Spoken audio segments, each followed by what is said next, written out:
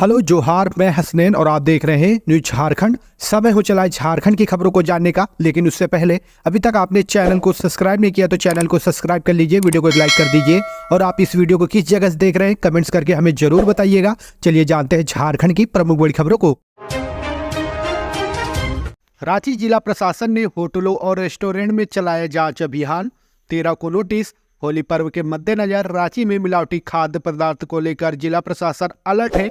मिलावटी खाद्य पदार्थ के खिलाफ पिछले 3 दिनों से शहरी क्षेत्र में जांच अभियान चलाया जा रहा है, जो होली तक जारी रहेगा। अनुमंडल दंडाधिकारी के निर्देश पर शनिवार को खाद्य सुरक्षा पदाधिकारी के नेतृत्व में संबंधित थाना क्षेत्र के सहयोग से शहर के विभिन्न होटलों, रेस्टोरेंट एवं मिठाई दुकानों में निरीक्षण कर सैंपल जांच की गई। टीम ने मोबाइल फोन टेस्टिंग लैब के साथ 3 दिनों में विभिन्न मिठाई दुकानों, रेस्टोरेंट आदि में कुल 168 फूड सैंपल की जांच की। टीम ने डंगरा टोली, लालपुर क्षेत्र के विभिन्न मिठाई दुकानों एवं रेस्टोरेंट की जांच की। साथ ही रिम्स, कचहरी रोड, मेन रोड और काके रोड के मिठाई दुकानों एवं रेस्टोरेंट के सैंपल की जांच की। इस दौरान जांच में फेल हुए खाद्य सामग्री को नष्ट किया गया।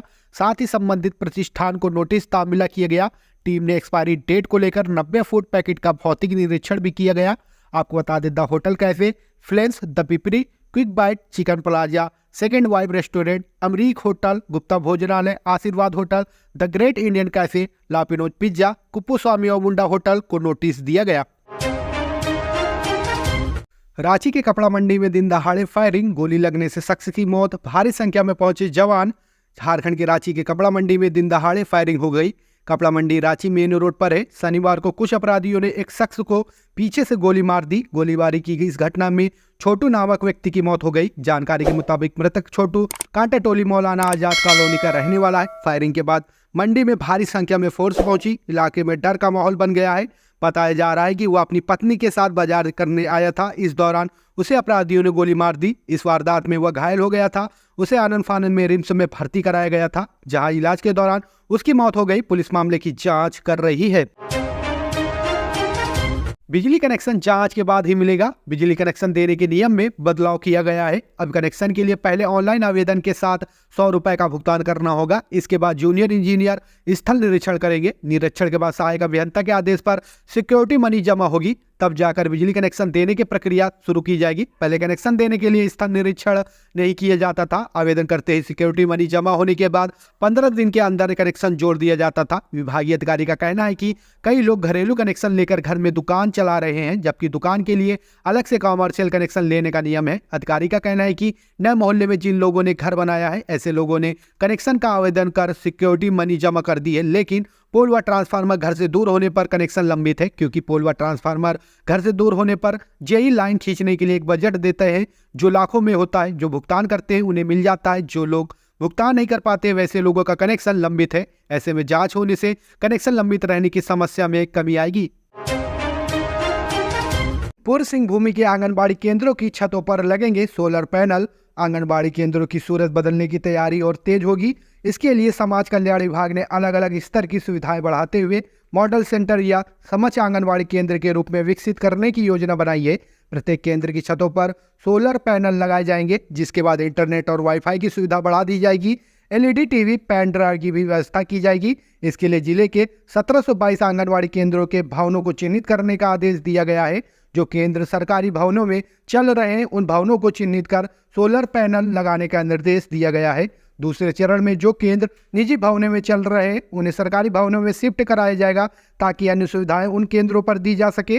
सोलर पैनल लगते ही इंटरनेट और वाईफाई की सुविधाएं मिलने लगेंगी। इसके बाद रेन वाटर हार्वेस्टिंग सिस्टम भी लगाया जाएगा, जिससे पानी की किल्लत ना हो और बच्चों को शुद्ध पेयजल मिले। सरकार आंगनबाड़ी केंद्र को स्कूली पर्व शिक्षा केंद्र के तौर पर स्थापित करना चाहती है। निजी स्कूल की तरह सुविधाओं के साथ साथ बच्चों के लिए पोशाक की भी व्यवस्था पर सरकार ध्यान देगी। बच्चों में व्यक्तिगत साफ सफाई और स्वच्छता को प्रोत्साहित करने के लिए हर बच्चों को 2 जोड़ी ड्रेस, 2 जोड़ी मोजा और 1 जोड़ी जूता उपलब्ध कराने की योजना है। जेएसएससी, जेपीएसटी, एएसीसीई 2024 2601 पदों के लिए ऑनलाइन आवेदन करें। झारखंड कर्मचारी चयन आयोग ने झारखंड प्राथमिक विद्यालय प्रशिक्षित सहायक आचार्य संयुक्त प्रतियोगी परीक्षा 2023 शुरू करने की घोषणा की है। यदि सूचना पात्र उम्मीदवारों को विभिन्न रिक्तियों के लिए ऑनलाइन आवेदन करने के लिए आमंत्रित करती है। इच्छुक उम्मीदवार जो पात्रता मानदंडों को पूरा करते हुए अधिसूचना विवरण देख सकते हैं और ऑनलाइन आवेदन प्रक्रिया के साथ आगे बढ़ सकते हैं। दूसरों के लिए 100 रुपये, झारखंड राज्य के SC/ST उम्मीदवारों के लिए 50 रुपये। भुगतान का प्रकार जो है ऑनलाइन है। ऑनलाइन आवेदन करने की प्रारंभिक तिथि 23/3/2024। ऑनलाइन आवेदन करने की अंतिम तिथि 6/4/2024। शुल्क भुगतान की अंतिम तिथि 8/4/2024। फोटो और हस्ताक्षर अपलोड करने की अंतिम तिथि 10/4/2024। आवेदन पत्र में त्रुटि सुधार की तिथि 11/4/2024 से 12/4/2024 तक है। उम्मीदवारों को JTET पास होना चाहिए। ईडी की कार्रवाई पर रांची में बोले सुप्रियो भट्टाचार्य व बंधु तिर्की। देश में आपातकाल जैसे हालात। झारखंड मुक्ति मोर्चा के महासचिव सह प्रवक्ता सुप्रियो भट्टाचार्य और कांग्रेस के कार्यकारी अध्यक्ष बंधु तिर्की ने कहा कि देश में इमरजेंसी जैसे हालात है, तानाशाही की स्थिति बनी हुई है, इससे लोग परेशान हैं। चुनाव में जनता केंद्र सरकार को जवाब देगी।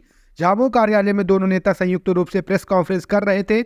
इस दौरान सुप्रियो भट्टाचार्य ने कहा कि कांग्रेस के बंधु तिर्की पार्टी में शामिल हो रहे हैं। बंधु तिर्की लोहरदगा से गठबंधन के संयुक्त उम्मीदवार भी होंगे। श्री भट्टाचार्य ने उन्हें झामुमो का पट्टा पहनाकर कहा कि परिवार में इनका स्वागत है। यह सुन मीडिया कर्मी हैरत में पड़ गए। तब श्री भट्टाचार्य ने कहा कि बुरा न मानो, होली है।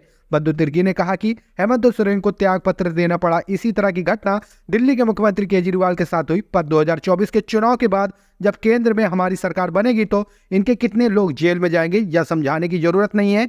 ऐसे देश नहीं चलता। झारखंड में बीजेपी को जनता औकात बता देगी। हेमंत सोरेन की SLP पर सुप्रीम कोर्ट में 1 अप्रैल को होगी सुनवाई। जानते हैं पूर्व सीएम ने अपनी याचिका में क्या क्या कहा। झारखंड मुक्ति मोर्चा के प्रमुख और सूबे के पूर्व सीएम हेमंत सोरेन की ओर से दायर SLP पर सुप्रीम कोर्ट 1 अप्रैल को सुनवाई करेगा। हेमंत सोरेन ने विधानसभा के बजट सत्र में भाग लेने की अनुमति देने के लिए PMLA और उच्च न्यायालय द्वारा उनकी याचिका खारिज करने के खिलाफ SLP दायर की थी। स्पेशल लीव पिटीशन को जस्टिस सूर्यकांत और KV विश्वनाथन की पीठ में सुनवाई के लिए सूचीबद्ध किया गया है। सोरेन ने अपनी याचिका में कहा है कि विधानसभा के बजट सत्र में भाग लेने की अनुमति देने से इनकार करना उचित नहीं है।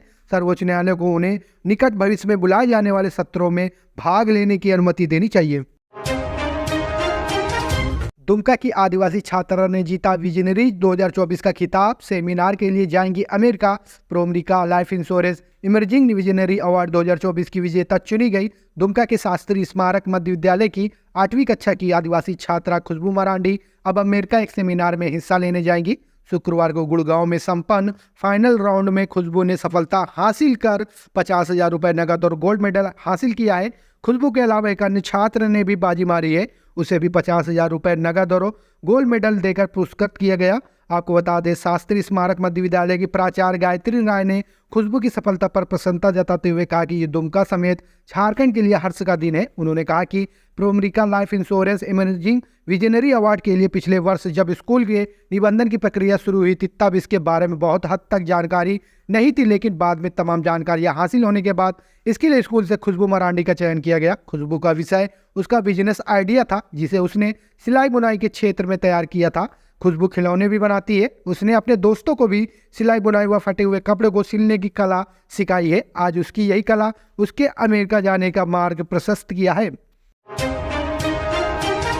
पति पत्नी दोनों IAS अधिकारी चुनाव में BA पास एक अनजान शख्स ने चटा दी धूल। लोकसभा चुनाव 2024 के पहले चरण के लिए मतदान के लिए नामांकन की प्रक्रिया शुरू हो चुकी है। ऐसे में चुनावी किस्से और कहानियों का दौर भी शुरू हो चुका है। आज हम एक ऐसे IAS अधिकारी के बारे में बताने जा रहे हैं जिन्होंने चुनाव लड़ने के लिए राज्य के गृह सचिव पद से VRS तक ले लिया था। इस IAS अधिकारी ने एक बार नहीं बल्कि दो बार बीजेपी के टिकट पर चुनाव भी लड़ा, लेकिन दोनों बार एक अनजान BA पास शख्स ने हरा दिया। खास बात यह है कि इस IAS अधिकारी की पत्नी भी देश की चर्चित IAS अधिकारी रह चुकी है। इसके साथ ही IAS अधिकारी का पारिवारिक इतिहास भी काफी राजनीतिक रहा है। पिता मशहूर स्वतंत्रता सेनानी के साथ साथ विनोबा भावे के करीबी सहयोगी भी रह चुके हैं। आपको बता दें कि झारखंड विधानसभा चुनाव 2019 में बीजेपी ने एक रिटायर्ड और चर्चित IAS अधिकारी को टिकट दिया था, लेकिन नतीजे आने के बाद कई लोगों को आश्चर्य हुआ था कि कैसे एक चर्चित IAS अधिकारी को एक BA पास उम्मीदवार ने हरा दिया, जबकि उस रिटायर्ड IAS की पत्नी भी उस समय उसी राज्य की एक चर्चित IAS अधिकारी थी। झारखंड में किसानों को फिर नहीं समय पर मिल पाए खेती के उपकरण। राज्य के किसानों को अनुदान पर कृषि यंत्र उपलब्ध कराने के उद्देश्य से मुख्यमंत्री कृषि उपकरण बैंक योजना चलाई जा रही है। हालांकि 3-4 वर्षों से किसानों को इस योजना का लाभ समय से नहीं मिल रहा है। चालू वित्तीय वर्ष 2023-24 में भी यह योजना फलीभूत नहीं हो पाएगी, क्योंकि अब तक कृषि उपकरणों के लिए टेंडर ही फाइनल नहीं हो पाया है, जबकि इसका राज आदेश 7 फरवरी 2024 को ही जारी हो चुका है। इधर लोकसभा चुनाव की घोषणा भी हो चुकी है। ऐसे में यह काम अब अगले वित्तीय वर्ष में ही हो पाएगा। मुख्यमंत्री कृषि उपकरण बैंक योजना के तहत किसानों, महिलाओं एवं सहायता समूह व अन्य को कृषि यंत्रों का वितरण करना होता है। इसके लिए सरकार ने 125 करोड़ रुपए का प्रावधान किया है। जिन किसानों के पास पहले से बड़ा ट्रैक्टर उपलब्ध है और अगर वे सहायक कृषि यंत्र लेना चाहते तो वे इस योजना का लाभ ले सकते हैं। अगर वे चाहे तो इसके अलावा भी 3 लाख रुपए तक के कोई कृषि यंत्र ले सकते हैं। उपकरण पर किसानों को 80% तक का अनुदान मिलेगा। अनुदान पर मिले ट्रैक्टर और कृषि यंत्रों का उपयोग कृषक समूह कर सकेंगे। इन्हें समूह और समूह के बाहर भाड़े पर भी लगाया जा सकेगा, जिससे कृषक संगठन अपनी आय बढ़ा सकते हैं। ईडी ने की छापेमारी, दरोगा मीरा सिंह लाइन हाजिर, एसएसपी ने की कार्रवाई। जाने क्या है पूरा मामला। रांची के तिपुदाना ओपी की प्रभारी दरोगा मीरा सिंह व उनके करीबी जमीन कारोबारी लाल मोतीनाथ सहदेव के ठिकाने पर हुई ईडी की छापेमारी के दूसरे ही दिन रांची के एसएसपी ने मीरा सिंह को लाइन हाजिर कर दिया है। दबंगई व भ्रष्टाचार के गंभीर आरोपों से घिरी मीरा सिंह ने अब तक अपनी पहुंच व पकड़ की बदौलत मजबूती से थानेदारी करती रही। उनकी यह पकड़ ऐसी कि बड़े बड़े पुलिस अधिकारी भी उन पर कार्रवाई करने से हिचकिचाते रहे। इसका सबसे बड़ा उदाहरण उन पर लगे बर्बत्तापूर्ण पिटाई के गंभीर आरोप है, जिसकी जांच में पुष्टि के बाद भी अब तक उनका कोई बाल बाका नहीं कर सका था। इसके विरुद्ध सदर के पूर्व डीएसपी प्रभात रंजन बरवार के संचालन में विभागीय कार्रवाई चल रही थी। 1.5 साल से विभागीय कार्रवाई चलती रही, लेकिन अब तक पूरी नहीं हो सकी थी। इस बीच मीरा सिंह का कद बढ़ता चला गया। अपने से सीनियर अफसरों तक के स्थानांतरण पदस्थान तक में उनका नाम सामने आ चुका है। सभी बिंदुओं पर ईडी की जांच जारी है। रांची की सड़कों पर गिरा मिले जेवर तो हो जाए सावधान, जरा सी लालच भेज देगी जेल। रांची पुलिस ने फर्जी पुलिसकर्मी बनकर राजधानी रांची के लोगों को ठगने वाले गिरोह का पर्दाफाश किया है। यह शातिर गिरोह नकली जेवर सड़क पर फेक ठगी किया करता था। गिरोह के 3 सदस्यों को पुलिस के द्वारा गिरफ्तार किया गया है। गिरफ्तार अपराधियों के पास से 1.5 लाख नगद सहित कई नकली जेवर भी बरामद किए गए हैं। ठगी को अंजाम देने के लिए अपराधी पुलिस की वर्दी पहन फर्जी पुलिसकर्मी बन जाते थे। अच्छी से एसएसपी के द्वारा बनाई गई स्पेशल टीम के द्वारा गिरोह के 3 सदस्य लुकमान खान, जबीउल्ला खान और आरिफ कमाल को गिरफ्तार किया गया है। गिरफ्तार अपराधियों के पास से 1.5 लाख नगद, 2 बाइक, पुलिस की वर्दी, 6 पीस नकली जेवर और फर्जी आधार कार्ड बरामद किया गया है। रांची के सीनियर एसपी चंदन कुमार सिंह ने बताया कि यह गिरोह रांची के लोअर बाजार थाना क्षेत्र में सक्रिय था, जो लोगों से ठगी किया करता था। ठगी करने के लिए सबसे पहले गिरोह का एक अपराधी सड़क पर नकली सोने का कंगन गिरा दिया करता था। कंगन गिरने के बाद गिरोह का दूसरा सदस्य आगे चलने वाले व्यक्ति से यह बताता था कि उसके पॉकेट से सोने का कंगन गिर गया है। जब व्यक्ति यह बताता था कि कंगन उसका नहीं है, तब वह अपराधी से यह झांसा देता था कि सड़क पर गिरा कंगन किस काम का है, आप कुछ पैसे दे दो और कंगन ले लो। अपराधी के झांसे में आकर जब कोई व्यक्ति या महिला कंगन खरीद लेता, तभी दूसरा अपराधी पुलिस की वेश में वहां पहुंचता और दोनों को पकड़ लेता था, जिसके बाद डराने धमकाने का सिलसिला शुरू होता था। फर्जी पुलिस वाला सभी को थाने ले जाने की बात कहने लगता था। वही दूसरा आरोपी कंगन खरीदने वाले राहगीर को जेल जाने की बात कहकर डराता था और राहगीर से पैसे ठगी कर लेते थे। ठगी करने वाला गिरोह इतना शातिर था कि वह लोगों को डरा धमका कर उनके एटीएम से भी पैसे निकलवा लिया करता था। रांची एसएसपी चंदन कुमार सिन्हा ने बताया कि पुलिस को इसकी सूचना मिली, जिसके बाद एक टीम का गठन किया गया। इसके बाद इस शातिर 3 आरोपियों को गिरफ्तार किया गया है। साहिबगंज में 203 अवैध क्रशर पर किया गया था 101.26 करोड़ का जुर्माना, केवल 6 ने दिए 1.36 करोड़। साहिबगंज जिले में 371 स्टोन क्रशर यूनिट है। इनमें से केवल 157 के पास ही वैध कंसेंट टू ऑपरेट है, शेष 214 अवैध है। 203 डिफाल्टर यूनिट पर झारखंड राज्य प्रदूषण नियंत्रण परिषद ने पर्यावरण उल्लंघन को लेकर 101.26 करोड़ का जुर्माना लगाया था। मार्च 2024 तक इनमें से केवल 6 कंपनियों ने ही 1.36 करोड़ रुपए जुर्माना भरा है। यह जानकारी जेएसपीसीबी ने एनजीटी को दिए गए शपथ पत्र में दी है। शपथ पत्र में कहा गया है कि 241 अवैध यूनिट नोटिस के बाद बंद है। इनमें से 41 यूनिट को बंद करने के लिए क्लोजर नोटिस भी दिया गया है। जेएसपीसीबी ने बताया है कि 38 यूनिट को प्रदूषण रोकने के लिए बैग हाउस के निर्माण का निर्देश दिया गया था। इनमें से 27 ने बैग हाउस का निर्माण कराया। जिन 11 यूनिट ने बैग हाउस का निर्माण नहीं कराया उनमें 3 यूनिट को ध्वस्त कर दिया गया है, वही 8 यूनिट बंद हैं। जेएसपीसीबी द्वारा बताया गया कि कुछ कंपनियों ने जुर्माने की रकम में संशोधन की मांग की थी। इसके बाद 84 से अधिक कंपनियों को दोबारा नोटिस भेजकर जुर्माने की रकम जमा करने का निर्देश दिया गया है।